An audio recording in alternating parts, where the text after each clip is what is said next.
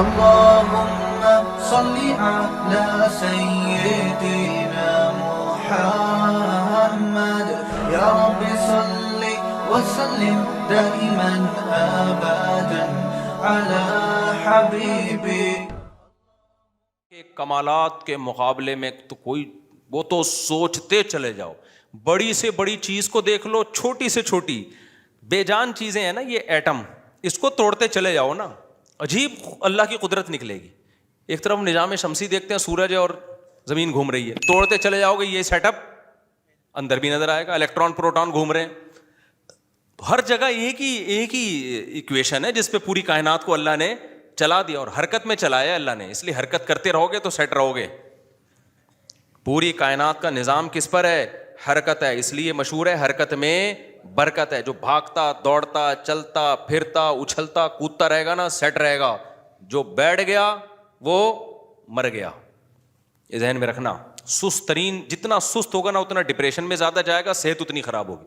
یہ جو لوگ کہتے ہیں نا ہم تو آرام کر رہے ہیں اور ہماری ڈپریشن پھر بھی دور نہیں ہو رہی، آرام کرنے کی وجہ سے تو دور نہیں ہو رہی تمہاری ڈپریشن. جتنا آرام چاہیے تھا اس سے زیادہ آرام کر رہے ہو تم. بھاگو دوڑو اچھلو کودو پسینہ نکالو تو اس سے خوش رہو گے. تو اللہ تعالیٰ کی قدرت کیا ہے، اتنا پاورفل، اتنا طاقتور. اللہ کہتا ہے کلمہ کن کی طاقت سے پوری کائنات کو میں نے بنا دیا، انسان کو بنا دیا. یفعل ما یشاء فعال لما یرید. جس چیز کا ارادہ کرتا ہوں، فاعل نہیں کہا، فعال، کر گزرتا ہوں اس کو. جس چیز کا ارادہ کرتا ہوں کر گزرتا ہوں. تو ہاں، لاجک سے چیزیں اللہ نے جوڑ دی ہیں. اس پہ ایک میں چھوٹا سا واقعہ سناتا ہوں آپ کو. وہ میں نے ایک واقعہ سنایا تھا نا، ایک ہمارے ایک فالج زدہ بیچارے بوڑھے ملے پچھلے ہفتے، میں نے واقعہ سنایا تھا. میں نے ان سے پوچھا حضرت کیا ہوا؟ کہتے ہیں یار میں تبلیغ میں گیا تھا، میں بلڈ پریشر بھی تھا، کولیسٹرول بھی تھا، شوگر بھی تھی. تو کسی اناڑی میرے جیسا کوئی ہوگا بیچارہ، اس نے کہا کہ بریانی اور قورمے کھا رہے تھے، تو اس نے کہا کھاؤ کھاؤ اللہ کا راستہ ہے کچھ نہیں ہوگا. تو کہہ رہے میں نے کھایا کچھ ہو گیا مجھے فالج ہو گیا مجھے. تو بہت برا بلا کہہ رہے تھے تبلیغ والوں کو. میں نے کہا بھی تبلیغ والے تو کم کھانا کم باتیں کرنے کو کہتے ہیں. تو وہ جس نے کیا غلط کیا. تو وہ اسی پر ایک اور واقعہ آج ایک ڈاکٹر صاحب نے سنایا. کہہ رہے ایک شوگر کا پیشنٹ تھا، اس کو ہم نے منع کیا کہ نہیں چینی کھانا. تو ایک کوئی صاحب آئے، انہوں نے اس کے سامنے شربت کا گلاس رکھا. بہت خطرناک پیشنٹ تھا وہ. بہت اصرار کیا، وہ نمازی بھائی تھے، بہت اصرار کیا بھائی یہ پی لو یہ پی لو. وہ کہہ رہے نہیں نہیں نہیں مجھے شوگر ہے. جب انہوں نے زیادہ اصرار کیا نا اور کہا اللہ نے چاہا کچھ نہیں ہوگا انشاءاللہ، اللہ نے چاہا تو کچھ نہیں ہوگا. دیکھو صحابہ کرام کا اللہ پہ توکل تھا، انہوں نے دریا میں گھوڑے دوڑا دیے. انہوں نے، یہ بہت اہم واقعہ ہے، اس کو بڑا سبق ملے گا اس سے انشاءاللہ آپ کو، خاص طور پہ دینداروں کے لیے سمجھنے کی چیز ہے. واقعہ ہے نا، ایک علامہ اقبال کا شعر بھی ہے اس پہ کہ دشت و دشت دریا بھی نہ چھوڑے ہم نے، کہ ہم نے تو صرف صحراؤں میں نہیں، ہم نے تو دریاؤں میں بھی کرامت کے طور پر نا گھوڑے دریا میں چلا دیے تھے صحابہ نے. تو ان صاحب نے کہا، داڑھی بھی تھی نمازی بھی، انہوں نے کہا دیکھو صحابہ نے اللہ پہ توکل تھا، دریا میں گھوڑے چلا دیے انہوں نے. تو سامنے شکر ہے کوئی عقل مند بیٹھا ہوا تھا جس کو وہ کھلا رہے تھے نا پورا چینی کا شربت. اس نے کہا دیکھو اگر وہاں پل ہوتا نا پھر اللہ دریا میں گھوڑے نہیں وہ ڈوبنا تھا انہوں نے، وہاں تو پل نہیں تھا اور مجبوری تھی جانا. صحیح ہے نا، پل ہوتا پھر صحابہ دریا میں چلاتے، پھر سوال ہی پیدا نہیں ہوتا کہ دریا میں گھوڑے چلتے. اللہ کہتا ہے پل ہے تو جاؤ نا. یا پل بنانے کا ٹائم ہوتا تو بھی نہیں. یہ جو قسطنطنیہ میں سلطان محمد فاتح نے قسطنطنیہ اور یہ جو آج کا استنبول ہے جب یہ فتح کیا تھا تو اس نے کوئی دریا میں تھوڑی گھوڑے چلا دیے تھے. ان کا یہ جو استنبول کا جو قلعہ ہے نا آج جو 4000 سال جس کی پرانی تاریخ ہے، میں نے وہاں جا کے ولاگ بھی بنایا ہے. یہ ترکی کا جو مشہور قلعہ ہے یہ تو عیسائیوں کے ہاتھ میں تھا، بہت مضبوط عیسائیوں کی اسٹیٹ تھی. اور نبی صلی اللہ علیہ وسلم نے خوشخبری سنائی تھی کہ نعم الجیش جیش یغزو القسطنطینیہ، فرمایا سب سے بہترین لشکر، کیا ہی خوب لشکر ہے جو قسطنطینیہ فتح کرے گا. آپ مکہ میں اور ترکی کی فتوحات کی خوشخبریاں دے رہے ہیں. ہمارے نبی کا یہ ویژن دیکھو، ایک پیغمبر جو نہ لکھنا جانتے ہیں نہ پڑھنا جانتے ہیں، لیکن کتنے کانفیڈنٹلی وہ کہہ رہے ہیں کہ کیا خوب لشکر ہوگا جو قسطنطینیہ کو فتح کرے گا. اور خوشخبری دی، جنت کی بشارت دی. اسی وجہ سے مسلمان فاتحین شروع سے لگے ہوئے تھے اس میں، لیکن نہیں ہو پا رہا تھا. تو سلطان محمد فاتح نے کیا کیا، وہ بھی فوجیں لا کے بٹھا دیں، لیکن اتنا مضبوط قلعہ ہے وہ جا ہی نہیں پا رہے بھائی. تو مشورہ ہوا. اب انہوں نے یہ نہیں کیا کہ جی ایک طرف سے سمندر ہے, وہاں بھی سمندر کٹا ہوا ہے نا, آپ میپ میں دیکھ سکتے ہیں, تو سمندر میں ہم کیا کرتے ہیں, بسم اللہ اللہ پڑھ کے سمندر بھی نکل جاتے ہیں.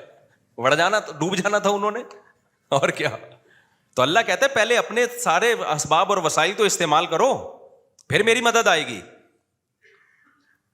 تو سلطان محمد فاتح نے مشورہ لیا, بھائی کیا کریں یار, یہ تو ناممکن ہے. پیچھے پورا یورپ تھا نا, وہاں سے بھی تو مدد آ رہی تھی ان کی, تو ناممکن تھا اسباب کی دنیا میں بھی. 600 سال ہو گئے, علاقہ ہی نہیں فتح ہو کے دے رہا, اب تو کچھ کرنا پڑے گا کہ نہیں کرنا پڑے گا, اب تو کچھ کرنا ہے بھائی. تو ماہرین بیٹھے, انہوں نے مشورہ دیا, استخارہ نہیں نکالا, خوب سمجھ لو کہ استخارہ نکال کے دیکھتے ہیں فتح ہوگا تو ٹھیک ہے, نہیں تو واپس چلو. دیکھو وہ اسباب بھی اختیار کرتے تھے اور اللہ سے دعائیں بھی. سلطان محمد فاتح کے لشکر میں ہمیشہ کوئی نہ کوئی اللہ والے بزرگ اس وقت کے ہوتے تھے, ان کو صرف دعاؤں کے لیے لے کے جاتا تھا. وہ دیکھتا تھا نا ایک بزرگ ہیں, وہ لڑ نہیں سکتے, بوڑھے ہیں, کوئی بات نہیں حضرت, آپ ہماری صف میں ہوں گے, ذکر کریں گے اور اللہ سے دعائیں, کیونکہ اللہ تقوی اور ذکر پر مدد کرتا ہے. تو ایسے سیکولر نہیں تھے کہ ہم اپنی توپوں پہ اعتماد کر لیں خالی, نہ نہ نہ, ہمیں اللہ والے بزرگ بھی چاہیے. تو ایک نہ ایک بزرگ اس کی صف میں ہوا کرتے تھے جن کا کام ہے اللہ سے دعائیں مانگنا. خود بھی مانگتا تھا, لیکن بھائی وہ اپنے آپ کو سمجھتا تھا ہم اس لیول کے نیک نہیں ہیں, تو ایسے ایک بزرگ ہوں گے, ان کی برکت ہوگی, اللہ ہمیں فتح دے گا. اور دوسرا اسباب بھی دبا کے استعمال کیے انہوں نے. سلطان محمد فاتح نے جب دیکھا نا یہ اتنا بڑا قلعہ اور اتنی چوڑی دیوار, میں نے وہ ولاگ پہ آپ دیکھ لیں, اس کو اتنی چوڑی دیوار ہے بھائی, اس پہ تو پوری بیل گاڑیاں چلتی تھیں دیوار کے اوپر, امپاسبل, ناممکن اس کو فتح کرنا. تو سلطان محمد فاتح نے بزرگ بھی رکھے اپنے پاس, اللہ اللہ بھی ہو, ذکر بھی ہو, اور پھر اپنے انجینئرز کو آرڈر دیا, دنیا کی سب سے بڑی توپ بنائی اس وقت اس قلعے کو فتح کرنے کے لیے, جس کو دیکھ کے آدمی, وہ توپ میں دیکھ کر آیا ہوں اس کا ڈیزائن, یا شاید وہی توپ رکھی ہوئی, مجھے یاد نہیں ہے. اتنی بڑی توپ بنائی ہے نا, اس سے جو لوہے کا گولا نکلے گا تو دیوار میں کچھ ہلائے گا تھوڑا سا, وہ دیوار کچھ ایسے, جب 1000-2000 گولے نکلیں گے تو شاید دیوار میں کچھ دراڑ آ جائے. اتنی اسٹرگل کی اس نے, اور اتنے لوگ, ہم نے تو ترکی میں نا انہوں نے وہ بنایا ہوا ہے ایک آڈیٹوریم میں نا, وہاں پر ایک جیسے نہیں سیارہ گاہ ہمارے یہاں آپ کو ملتی ہے ادھر, پلانیٹوریم دیکھا ہوگا آپ نے, تو ایسے ہی انہوں نے وہ پوری تاریخ دکھاتے ہیں ویڈیو کی شکل میں, بڑا مزہ آتا ہے وہ دیکھنے میں, بڑا جوش پیدا ہوتا ہے یار, کیا خون خرابہ, اور ادھر سے گولے, پورا وہ منظر انہوں نے تاریخ کی کتابوں سے نکال کے اس کو فلمایا ہے. لیکن ایسے نہیں کہ پروجیکٹر پہ, بلکہ آپ جائیں گے نا تو آپ کو ایسا لگے گا آپ وہاں 3D میں آپ سمجھ لیں, آپ کو لگے گا آپ وہاں پہنچ چکے ہیں. وہ ایسا چیخیں نکلتی ہیں یار وہ منظر دیکھ کے, ایسے تھوڑی پیڑے کھائے ہیں مسلمانوں نے یار, پوری دنیا پہ حکومتیں کی ہیں, آج بیٹھے ہیں وزیر اعظم بن نہیں رہا, صحیح ہے نا. بہت محنتیں کی ہیں مسلمانوں کا ماضی بڑا خدا کی قسم شاندار تھا. میں بار بار کہتا ہوں نا, ایک گورے کی ویڈیو بھی میرے موبائل میں پڑی ہوئی ہے, وہ لندن میں یا امریکہ میں بھول گیا, یونیورسٹی میں وہ گورا لیکچر دے رہا ہے, ابھی میرے موبائل میں وہ ویڈیو پڑی ہوئی ہے, وہ گورا لیکچر دے رہا ہے. گورا کہہ رہا ہے تو وہ کالا, لیکن گورا اس سینس میں کہہ رہا ہوں کہ امریکن ہے, اس سینس میں کہہ رہا ہوں, یا تو میرا خیال ہے امریکن ہے, یو کے کا نہیں ہے, وہ ان کا جو لب و لہجہ ہے نا وہ امریکن لب و لہجہ. وہ یونیورسٹی میں لوگوں کو بتا رہا ہے کہ ونس اپون اے ٹائم, ایک ٹائم تھا کہ آپ کو مسلم سائنٹسٹ کے علاوہ دنیا میں کوئی سائنسدان نظر ہی نہیں آتا تھا, ہر فیلڈ میں کون سا سائنٹسٹ تھا, مسلمان. اور وہ کہہ رہا ہے کہ فلکیات کے علم میں مسلمانوں نے اتنی ترقی کی تھی. پھر بغداد کی یونیورسٹی کا نام لے رہا ہے وہ, بغداد میں جو ہماری خلافت تھی, تو وہ کہہ رہے ہیں کہ آج بھی جتنے ستاروں کے نام ہیں نا انگلش میں, سارے عربی سے آئے ہیں. سارے کہاں سے آئے ہیں, یہ عربی سے آئے ہیں. مسلمان یہ کام بہت پہلے کر چکے تھے, بڑا شاندار ماضی تھا ہمارا, لیکن ایسا ختم ہوا, ایسا لگتا ہے ہم ہمیشہ سے ہی اسی طرح ہیں, ہمیشہ سے ہی ہم سے وزیر اعظم بن ہی نہیں پایا کبھی. ایسا نہیں ہے, ماضی ہمارا اور زیادہ پرانا ماضی نہیں ہے, 150-200 سال سے زیادہ پیچھے کی بات نہیں ہے. یہ چند غلطیاں ہوئی ہیں جس کی سزا ہم بھگت رہے ہیں, اس میں مذہبی لوگوں سے بھی ہوئی ہیں, حکمرانوں سے بھی ہوئی ہیں, دونوں طبقوں سے ہوئی ہیں, کسی ایک طبقے کو آپ ذمہ دار نہیں ٹھہرا سکتے. تو اس میں ایک بہت بڑی غلطی یہ ہوئی ہے کہ مذہب کو سائنس سے کیا کر دیا, الگ کر دیا. یہ بہت بڑی مسٹیک ہوئی ہے.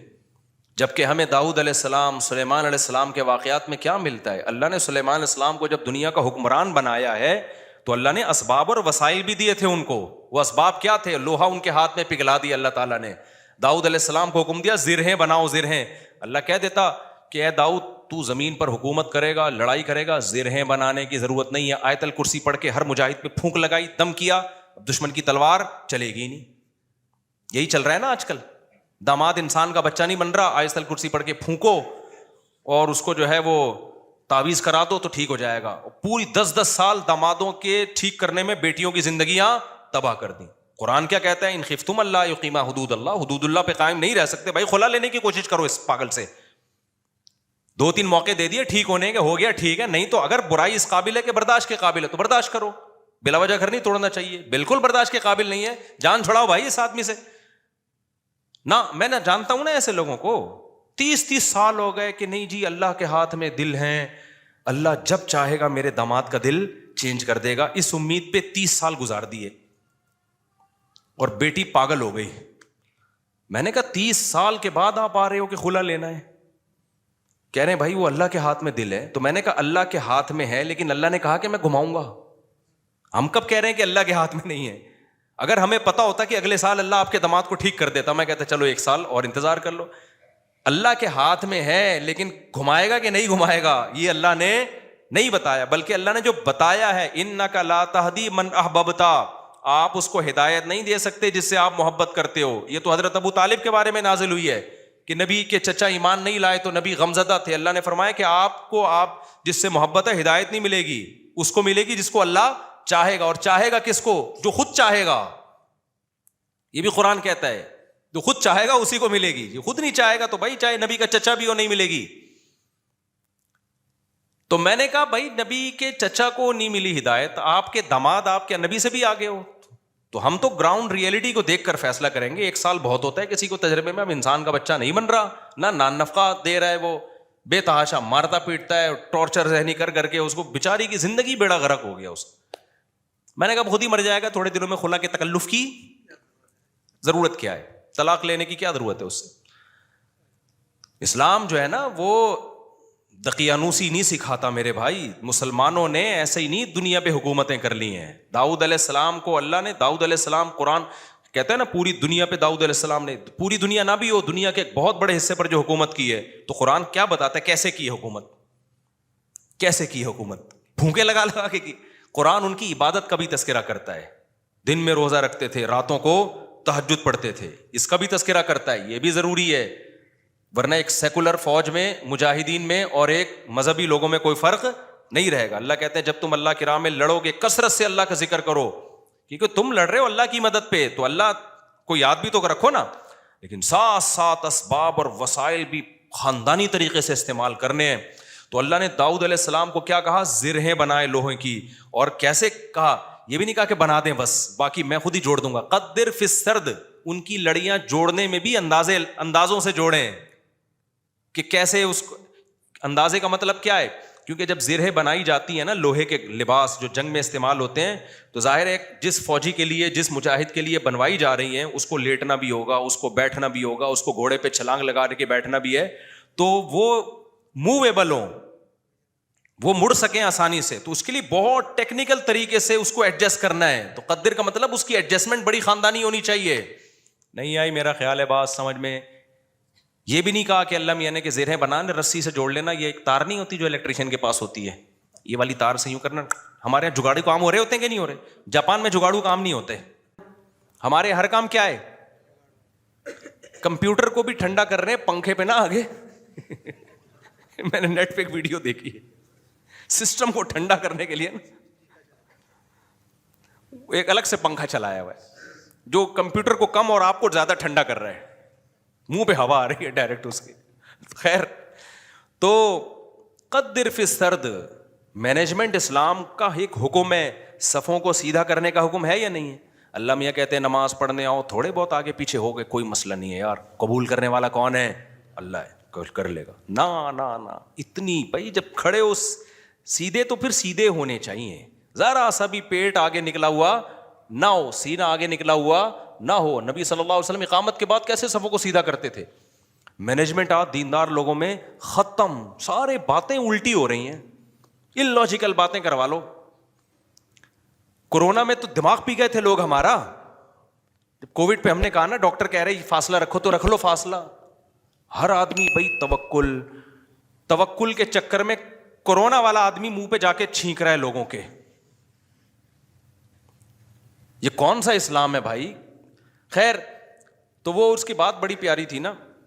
میں داؤد علیہ السلام کا بتا رہا تھا نا کیسے زرہیں بنائی انہوں نے اور کتنی پاورفل حکومت, پھر فوج تیار کی ہے. پھر سلیمان علیہ السلام کو آپ دیکھ لو, ان کا تخت تھا, ہیرے جواہرات تھے, اور کیسا تاج تھا ان کا, یہ بھی بھرم کے لیے.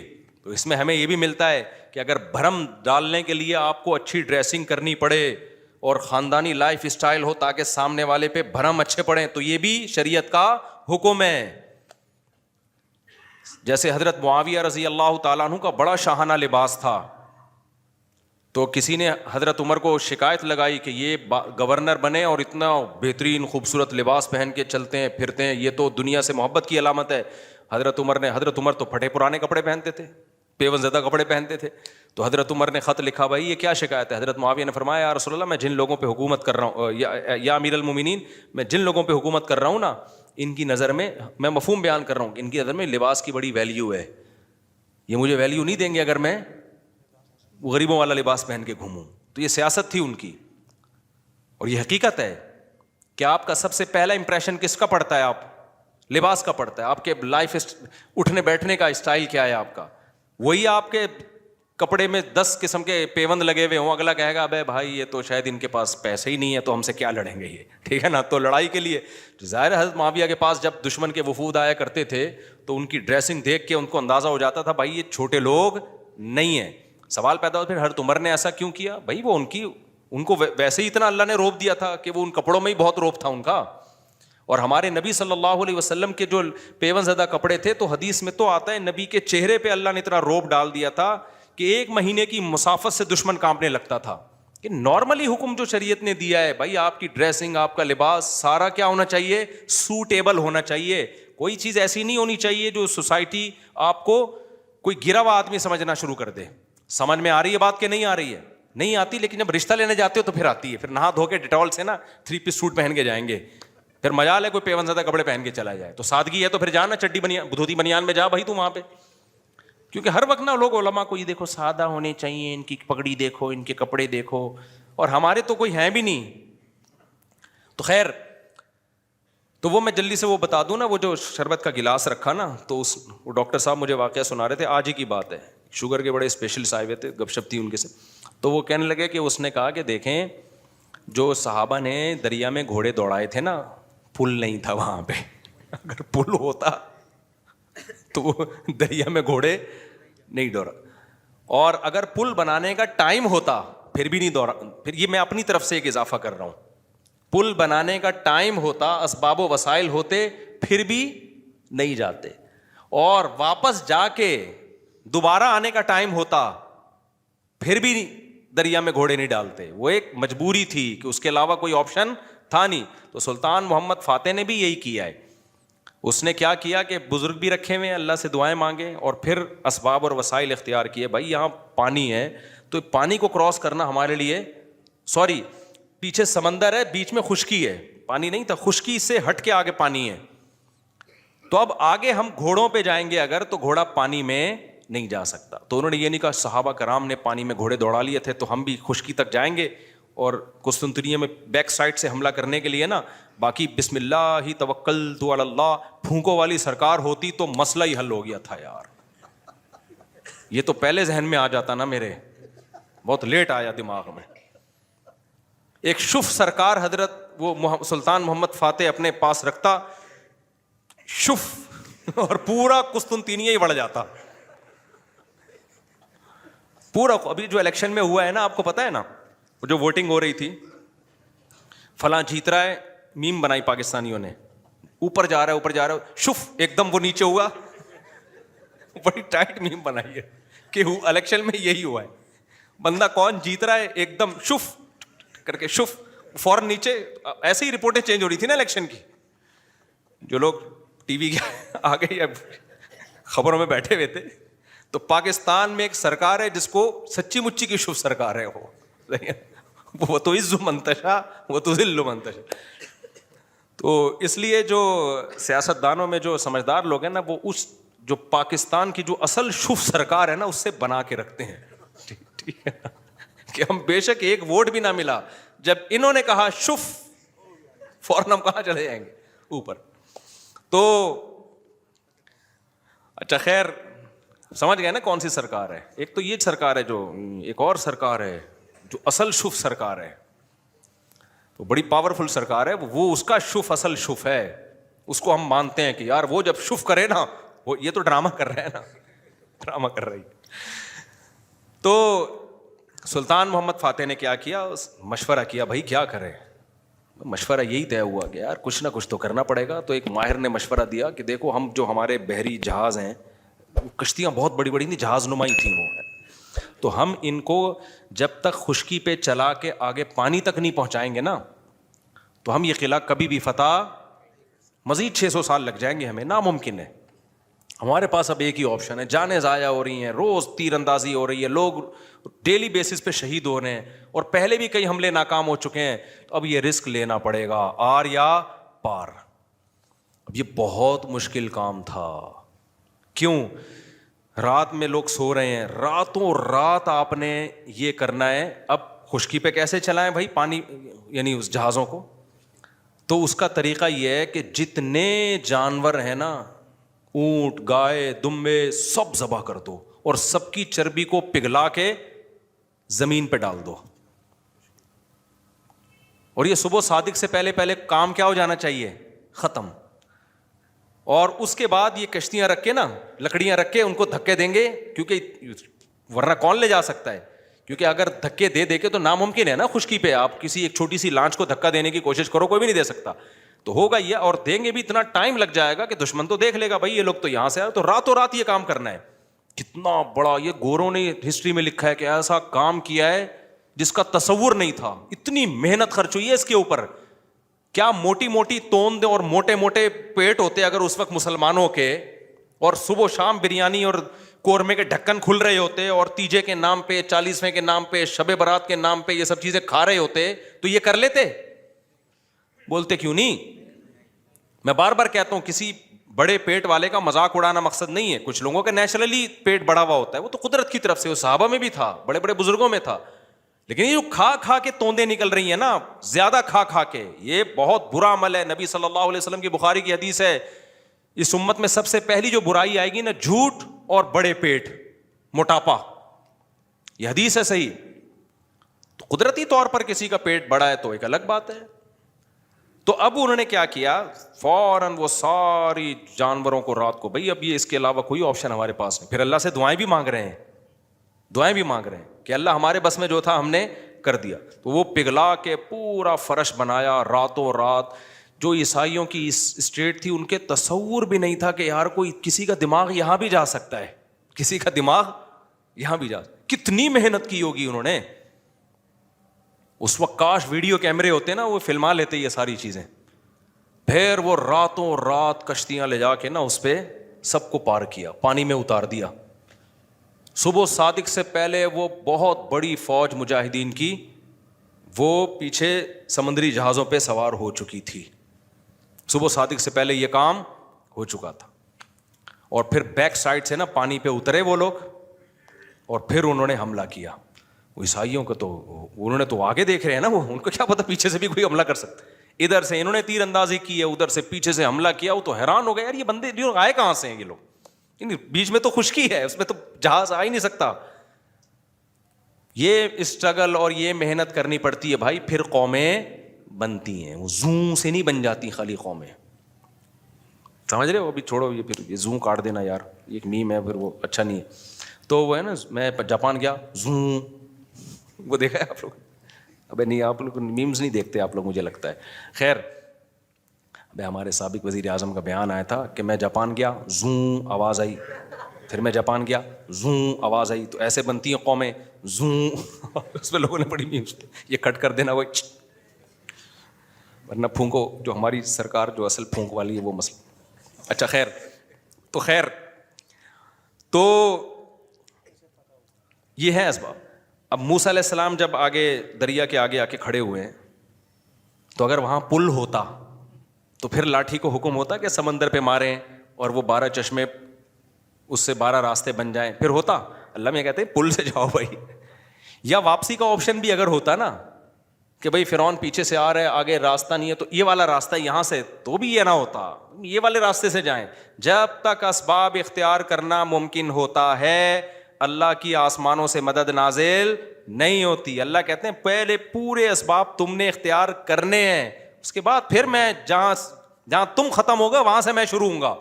ہم لوگ کچھ کرنے سے پہلے ہی ڈائریکٹ کہاں استخاروں پہ چلے جاتے ہیں, ڈائریکٹ. تو اس میں ایک بات خوب یہ بھی اچھی طرح سمجھ لو,